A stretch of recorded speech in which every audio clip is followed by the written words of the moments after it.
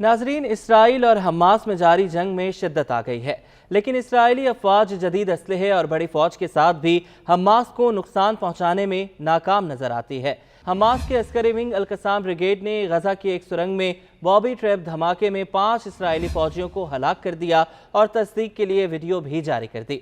अरब media के मुताबिक अल-कसाम brigades ने एक बेहतरीन जंगी हिकमत अमली अपनाते हुए बैत खानों में एक सुरंग के दहाने पर इसराइली फौजियों को अपने जाल बॉबी ट्रैप धमाके में फंसाया और जैसे ही इसराइली फौजी का एक अफसर अपने साथियों समेत वहां पहुंचा, धमाका हो गया।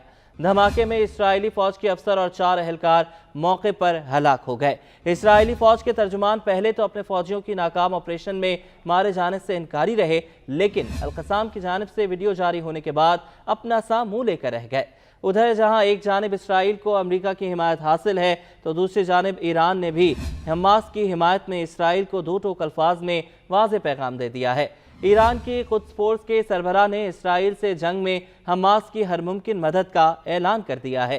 गैर मुल्की मीडिया के मुताबिक ईरान की कुद्स फोर्स के कमांडर इस्माइल कानी की जानिब से हमास के अल-कसाम ब्रिगेड्स के कमांडर मोहम्मद ज़ैफ को एक पैगाम भेजा गया है, जिसमें उन्होंने ईरान की जानिब से हमास को हर तरह की मदद करने की यकीन दहानी कराई है। रिपोर्ट्स के मुताबिक पैगाम में कहा गया है कि आपके ईरानी भाई आपके साथ खड़े हैं, वो दुश्मन को गजा और फलस्तीन में उनके नापाक इरादों में कामयाब नहीं होने देंगे।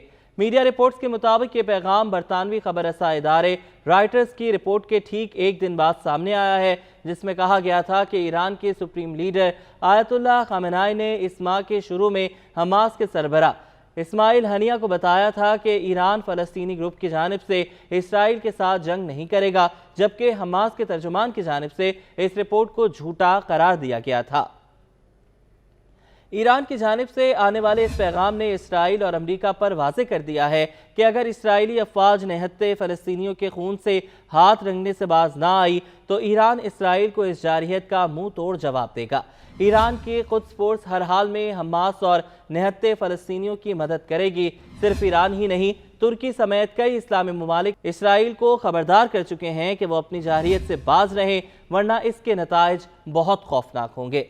इस्लामी ममालिक के साथ साथ रूस और चीन ने भी इसराइल को अपना रवैया तर्क करने का मशवरा दिया है। चीन ने कहा है कि खित्ते का अमन 2 रियासती हल में ही मुमकिन है। उधर गजा पर इसराइली हमले में फ़लस्तीनी फ्रीडम मूवमेंट के बानी और सेक्रेटरी जनरल खालिद अबू अल हलाल इसराइली हमले में शहीद हो गए। गजा में इसराइली जारहियत 7 अक्टूबर से जारी है, जिसमें अब तक शहीद फ़लस्तीनियों की तादाद 11,470 हो चुकी है, जिसमें 4,707 बच्चे, 3,155 खवातीन और 6,668 बुजुर्ग भी शामिल हैं। इस अरसे में 29,000 अफराद जख्मी हो चुके हैं, जबकि 3,640 शहरी बशमूल 1,770 बच्चे गुमशुदा हैं, जिनके बारे में ख्याल किया जा रहा है कि वो इमारात के मलबे तले फंसे हुए हैं। फ़लस्तीनी वजारत सेहत ने कहा है कि गजा की 58% से ज़ायद रिहायशी इमारतें तबाह हो चुकी हैं। इसराइली जारहियत के नतीजे में 7 अक्टूबर से अब तक तिबी अमले के 203 जबकि शहरी दिफा के 36 एहलकार शहीद हो चुके, जबकि 210 से ज़ायद तिबी वर्कर्स जख्मी हैं।